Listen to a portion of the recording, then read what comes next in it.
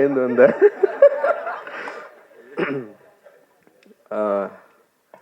ஜெய் பீம். ரொம்ப சந்தோஷம், மகிழ்ச்சி உங்களை எல்லாரும் பாட்டில் ராதா அப்படின்ற ஒரு நிகழ்வில் சந்திக்கிறதுல. அண்ட் வந்து ஆக்சுவலி தினகரன் வந்து பயங்கர பிளஸ்டுன்னு நினைக்கிறேன். முக்கியமான சம்பவக்காரங்கள்லாம் இங்கே இருக்காங்க. அவங்களாம் படம் பார்த்துட்டு வந்து தினகரனை விஷ் பண்ணுறது, குறிப்பாக எனக்கு வந்து தமிழ் சினிமாவை வந்து வேறு மாதிரி மாற்றி விட்டவங்க இங்கே வந்து இருக்கிறது, அதுவும் படம் ரிலீஸ் முன்னாடியே வந்து தினகரை ப்ளஸ் பண்ணுறது அப்படின்றது வந்து ரொம்ப சந்தோஷம். நன்றி sir, thank you thank you. Lingusamy sir, Ameer sir, Vetri அண்ணா, மிஸ்கின் அண்ணா, அவங்களெல்லாம் பற்றி பேசி தான் நாங்கள் சினிமாவுக்குள்ளே வந்தோம். நான், தினகர், ஜெய் இருக்கான், 3 பேருமே காலேஜில் படிக்கிறப்பவே வந்து எங்களுக்குள்ளே வந்து இதை பற்றின நிறைய டிஸ்கஷன் இருக்கும். பருத்தி வீரனாக இருக்கட்டும், லைக் வந்து ரன்னாக இருக்கட்டும், அண்ட் வந்து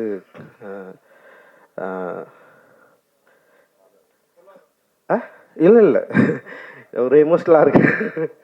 பொல்லாதனா இருக்கலாம். பொல்லாதனை விட நாங்கள் பயங்கரமாக பேசுனது வந்து ஆடுகளம் பற்றி தான். ஆடுகளமில் இருக்கிற அந்த கேரக்டர் கிளைமேக்ஸு, அவன் ஏன் வந்து கத்தி அவன் குட்டான், அவன் சொருனானா இல்லையா, இல்லை வந்து அவன் ஏன் செத்தான் அப்படின்றதுக்கு நான் ஒரு கிளைமேக்ஸ் சொன்னேன். நான் பேட்டைக்காரன் ஏன் வந்து செத்து போயிடுறான் அப்படின்னா, நான் என்ன சொன்னேன்னா, பேட்டைக்காரன் சாவலைன்னா உயிரோடு இருந்தால் அவன் கொண்டுருவான்டா அவனை அப்படின்னு நான் சொன்னேன். அவன் ஏதோ, ஆனால் இவனுக்கு என்ன சொன்னான்னா, பேட்டைக்காரன் கடைசியில் திருந்துடுறான் அப்படின்னு சொன்னாங்க. நான் சொன்னேன், சத்தியமாக அவன் திருந்த மாட்டான் அப்படின்னு நான் ஒன்று சொன்னேன். அண்ட் வந்து அஞ்சாத இருக்கட்டும், அண்ட் வந்து ஓனாய் மாட்டுக்குட்டியும் அவருடைய சினிமாக்குள்ள அந்த மனித உணர்வுக்குள்ள குறிப்பாக வந்து ஒரு திருநங்கை கேரக்டரை வந்து அவர் பயன்படுத்தி அப்படி பேச வச்சார்ல, அந்த ஒரு நிமிஷம், ஒரு 2 நிமிஷம் கதை இருக்கும், ஒரு பயங்கரமாக எமோட்டானேன் நான். ஸோ இவ்வளோ இன்ஸ்பயரான ஒரு அண்ணன்களுக்கு முன்னாடி, இயக்குநர்களுக்கு முன்னாடி அவங்கள பார்த்து இன்ஸ்பயர் ஆகி நாங்களும் படம் எடுக்க வரணும்னு சொல்லிட்டு ஃபஸ்ட்டு நான் வந்துட்டேன். காலேஜில் நான், ராஜா, ஜெய், தினகர் எல்லாருமே வந்து ஒரே இயர்மெட்டில் இருந்தால் நிறைய பேர் வந்தாங்க எங்களோட சேர்ந்து. ஸோ நான் வந்து ஃபர்ஸ்ட்டு டைரக்டர் ஆகிட்டேன். அண்டு 2வது ஜெய் ஆனா, 3வது வந்து தினகர் வந்திருக்கான் இப்போது. அண்ட் ராஜா வந்து ஆர்ட் டைரக்டராக இருக்கான். ஸோ எங்களுக்கு வந்து உண்மையிலேயே இது ரொம்ப சந்தோஷமான, ரொம்ப மகிழ்ச்சியான மேடை. ஸோ நான் அவங்களுக்கு 2 பேரையும் வந்து ரொம்ப கெஞ்சி கேட்டுக்கிட்டேன், படம் பண்ணாதீங்கடா, அனிமேட்டர் ஆகும்டா, அனிமேஷன் டைரக்டர் ஆகும்டா, அனிமேட் படம் பண்ணுங்கடா, இது பயங்கரமான வேர்ல்டு, அதுக்குள்ளே போங்கன்னு சொல்லிட்டு நான் எவ்வளோ புஷ் பண்ணேன். ஆனால் அவனுங்க வந்து இல்லை தமிழ் சினிமாவில் வந்து இயக்குநர்களுக்கு தான் வந்து ஒரு ஸ்டார் அந்தஸ்து இருக்குது, அதனால் வருவன்னு ரொம்ப பிடிவாதமாக வந்துட்டானுங்க. ஆனால் அவனுக்கு வந்தோடனே எனக்கு பயமாயிடுச்சு. வந்து உடனே என்கிட்ட தான் அசிஸ்டன்ட் டைரக்டராக சேருன்னு சொல்லிட்டு வந்துட்டானுங்க. இப்போ நான் வந்து ரொம்ப என்னென்னா, இவங்க அசிஸ்டன்ட் டைரக்டராக ஃப்ரெண்டுன்னு சொல்லிட்டு அது ஒரு இது எடுத்துக்கக்கூடாதுன்னு நான் கொஞ்சம் பயந்தேன். நான் ஒரு ஃப்ரெண்டுன்னு சொல்லிவிட்டு அவனுங்க உள்ளே வந்து ஏற்கனவே ஒர்க் பண்ணுற அசிஸ்டன்ட் டைரக்டர்ஸை, கோ டைரக்டர்ஸை டிஸ்டர்ப் பண்ணக்கூடாது, அந்த மாதிரி இன்ஃப்ளூயன்ஸ் இவங்க பண்ணக்கூடாதுன்னு சொல்லிட்டு அவங்கள ரொம்ப அசிஸ்டன்ட் டைரக்டராகவே ட்ரீட் பண்ணேன், ஃப்ரெண்டாகவே ட்ரீட் பண்ணல. அதுக்கப்புறம் கிட்டத்தட்ட ஒரு 5-6 வருஷம் எங்கள் ஃப்ரெண்ட்ஷிப்பே காணாமல் போயிடுச்சு. நாங்கள் பேசிக்கிறதே இல்லை, பேசிக்கவே மாட்டோம். அவன் பாட்டுன்னு வருவானுங்க, ஒர்க் பண்ணுவானுங்க, போவானுங்க. அப்புறம் வந்து வேலையில் ரொம்ப கருணையற்று இருந்தேன் நான். அதனால் அவனுங்க ரொம்ப பயந்து தான் வேலை செஞ்சானுங்க. ஆனால் பயங்கர எஃபர்ட் போட்டானுங்க. நிச்சயமாக என்னுடைய மற்ற உதவி இயக்குநர்கள் எந்த அளவுக்கு சிரத்தையோடு என்னுடைய வெற்றிக்கு, என்னுடைய திரைப்படத்துக்கு பாடுபட்டார்களோ அதே போல் வந்து பாடுபட்டவர்கள் தான் இந்த 2 பேருமே. ஸோ என்னுடைய உதவி இயக்குநர்களும் இன்றைக்கி வந்து படம் பண்ணிட்டுருக்கிறப்போ என்னுடைய நண்பர்களாக, என்னோடய உதவி இயக்குநர்களாக அவங்களும் இன்றைக்கி வந்து படம் பண்ணுறாங்க, படம் பண்ண போகிறாங்க. அண்டு இதை பார்க்குறப்போ வந்து உண்மையிலேயே வந்து ரொம்ப சந்தோஷமாக இருக்குது.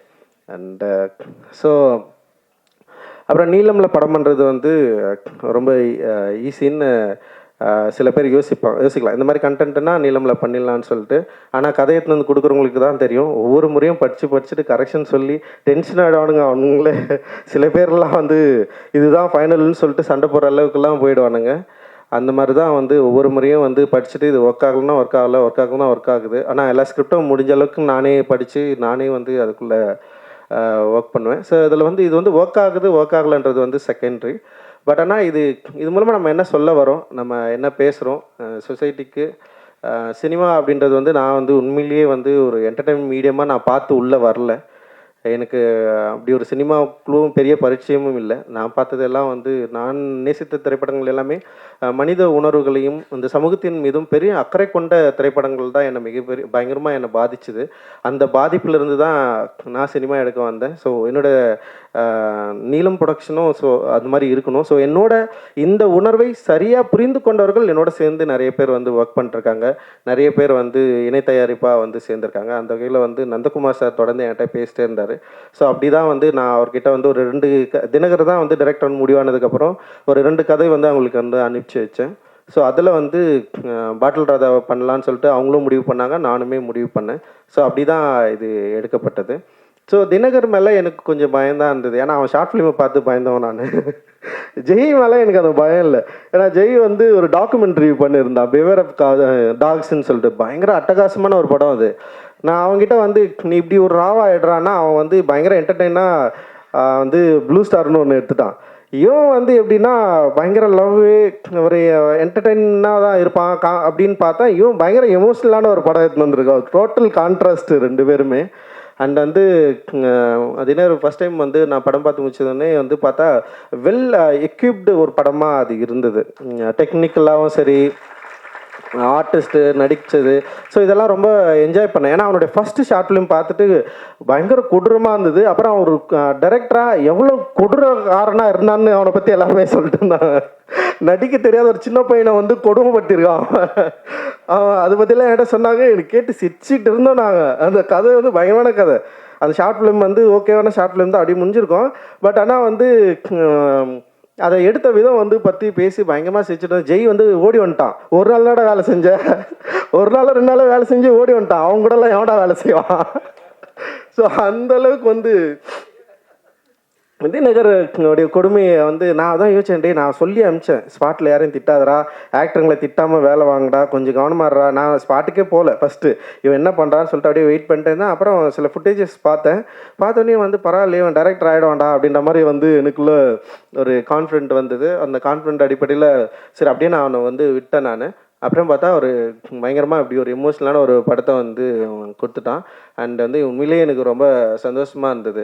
ஸோ இந்த படம் நிச்சயமாக வந்து ஆடியன்ஸை என்கேஜ் பண்ணும், அதே நேரத்தில் வந்து எமோட்டிவாகவும் அண்ட் ஒரு விழிப்புணர்வாகவும் ஆக்கும் அப்படின்றதுல வந்து எங்களுக்கு வந்து ஒரு பெரிய நம்பிக்கை இருக்குது. நான் வந்து 12th படிக்கிறப்போ தனியாக ஒரு நைட்டில் உட்காந்து ஒரு நாள் வந்து சூசைட் பண்ணிக்கலான்னு யோசித்தேன். அது என்னன்னா வந்து இதுதான், அந்த என் வீட்டில் வந்து எங்கள் அம்மா ரொம்ப கஷ்டப்பட்டே இருப்பாங்க, எப்போ பார்த்தாலும் அழுதுனே இருப்பாங்களா. அது வந்து பார்க்கவே முடியாது என்னால். ஸோ அது வந்து திடீர்னு என்னை வந்து பயங்கர ஒரு எமோஷனல் ஆக்கி விட்டுச்சு. அப்புறம் வந்து அந்த அந்த மாதிரி ஒரு ஏஜுக்கு போயிட்டேன். அது யாருக்குமே தெரியாது, யார்கிட்டையும் நான் ஷேர் பண்ணதில்லை. எங்கள் அண்ணன் கூட இங்கே இருக்குது. ஸோ அது வந்து எவ்வளோ கொடுமையானதுன்றதை வந்து நேரடியாக நின்று அனுபவித்தவன். ஸோ இவன் வந்து ஒரு ஸ்கிரிப்ட் அப்படி எடுத்து வந்து கொடுத்தவொடனே நான் அதை படித்து வந்து எனக்கு பயங்கரமாக என்ஜாய் பண்ணேன் நான். இப்போ அவன் இதை எழுதுனான், எப்படி இந்த லாங்குவேஜை பிடிச்சான், எப்படி இதை பேசுகிறத வந்து அவன் வந்து அந்த டயலாக்ஸை எப்படி, அந்த நுவான்சன்ஸை எப்படி வந்து பிடிச்சான். அண்ட் வந்து அதில் வந்து அஞ்சலை இருக்குதுல்ல, அஞ்சலை தான் என் அம்மா. நான் என்னுடைய ஆசையே என்னன்னா, என் அம்மா வந்து கஷ்டப்பட்ட மாதிரி என் பொண்டாட்டி கஷ்டப்படக்கூடாது, என் பிள்ளைங்க கஷ்டப்படக்கூடாது. அதுதான் நான் வந்து பயங்கரமாக, ஏன்னா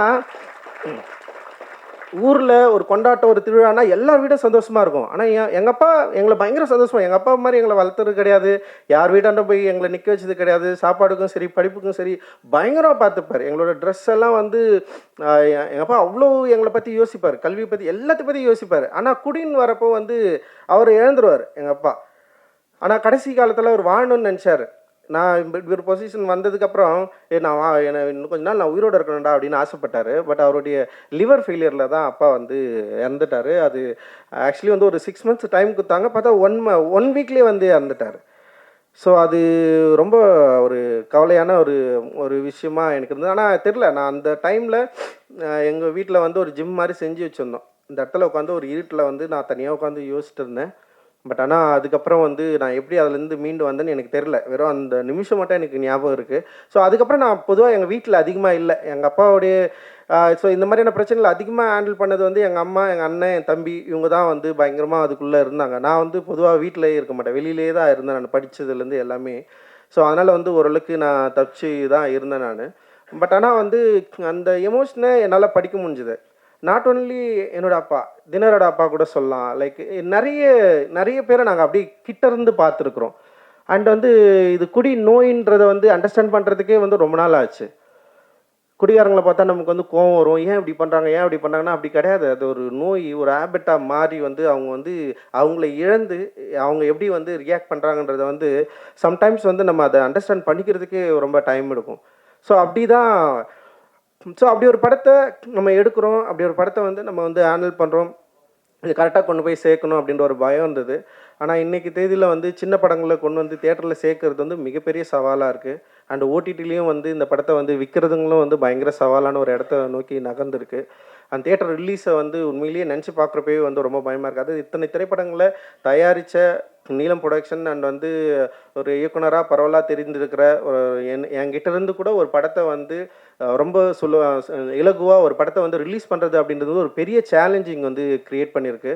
ஆனால் வந்து இந்த சேலஞ்சோட நாங்கள் பயப்படலை. சரி, ஓகே, இப்படி ஒரு சேலஞ்ச் இருக்குது, அதனால் வந்து நம்ம வந்து ஒரு வணிக ரீதியாகவோ இல்லை வந்து அப்படி ஒரு படங்கள் எடுக்கக்கூடாதுன்னு நான் சொல்ல, எனக்கு அதுக்கு எதிரானவன் கிடையாது. பட் ஆனால் வந்து அப்படி ஒரு திரைப்படங்கள் எடுக்கிறதுக்கான ஒரு வாய்ப்புகள் இருந்துமே ரொம்ப ஸ்ட்ரிக்டாக சில ரூல்ஸை டிசைட் பண்ணி சில லிமிடேஷனை கிரியேட் பண்ணி இப்படி ஒரு திரைப்படங்கள் தான் எடுக்கணும், இப்படி தான் இருக்கணும், என்ன சவாலாக இருந்தாலும். இப்போ என்னுடைய எல்லா திரைப்படங்களும் வந்து வெற்றி தோல்வியை மீறி ஆடியன்ஸ் இதை எப்படி அக்செப்ட் பண்ணுறாங்க தான் நாங்கள் பார்த்துட்டே இருக்கிறோம். இதோட வெற்றியோட ரேஷியோ வந்து எப்படின்னா ஒவ்வொரு படத்துக்கும் மாறுபடும். எல்லா படங்களுமே வந்து லாபகரமான படங்களா அப்படின்னா வந்து அதில் சில கேள்விகள் இருக்குது. ஆனால் எல்லா படங்களும் தோல்வி படமாலாம் இல்லை. அது எந்த வகையிலனா வணிக ரீதியாக நாங்கள் வந்து லாபம் ஈட்டாமல் போயிருக்கலாம். ஆனால் அந்த படம் உருவாக்கின விவாதங்கள், அந்த படம் வந்து ஏற்படுத்தியிருக்கிற தாக்கம், அந்த படம் ஏற்படுத்தியிருக்கிற விழிப்புணர்வு இருக்குல்ல, அப்புறம் அந்த படம் இன்ஃப்ளூயன்ஸ் பண்ணுது. இதுக்கப்புறம் வர நிறைய ரைட்டர்ஸை, ஆக்டர்ஸை இன்ஃப்ளூயன்ஸ் பண்ணுதில்ல. ஸோ அந்த மாதிரியான ஒரு ஆர்ட் ஒர்க்கை நம்ம தொடர்ந்து குத்துட்டே இருக்கிறோம் அப்படின்ற ஒரு பலம் இருக்குல்ல, அதுதான் வந்து என்ன பண்ணுதுன்னா ஒரு அட்ரினலின் மாதிரி வந்து புஷ் பண்ணிட்டே இருக்குது, நம்ம தொடர்ந்து பண்ணிட்டே இருக்கணும். ஸோ இவ்வளோ பேர் வந்து பாராட்டினோடனே எனக்கு வந்து பயங்கர எனர்ஜி ஆயிடுச்சு. என்னடா இது வந்து நம்ம எனக்குமே வந்து சோர்ந்துடக்கூடாது அப்படின்ற மாதிரி எனக்கு தோணுது. ஸோ வந்து அதுதான் வந்து நாங்கள் தொடர்ந்து புஷ் பண்ணிட்டே இருக்கிறோம்.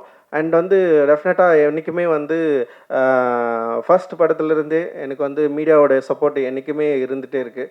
நேர்மறையான விமர்சனமும் சரி, எதிர்மறையான விமர்சனமும் சரி, என்னை பற்றி அதிகமாக விவாதிக்கிறது, நீலமை பற்றி பேசுகிறது, நீலம் தயாரிப்புகளை பற்றி பேசுறது. இதை இன்னொரு பிரச்சனை ஒன்று இருக்குது. எங்கள் திரைப்படங்களில் வந்து நாங்கள் ஒன்று ஹேண்டில் பண்ணுவோம், எல்லாமே ரஞ்சித்தோட படமாகவே விமர்சனம் பண்ணுவாங்க. ஒரு ஃபஸ்ட்டு படம் டைரக்டர் படம் சில எக்ஸ்கியூஸ் இருக்கும்.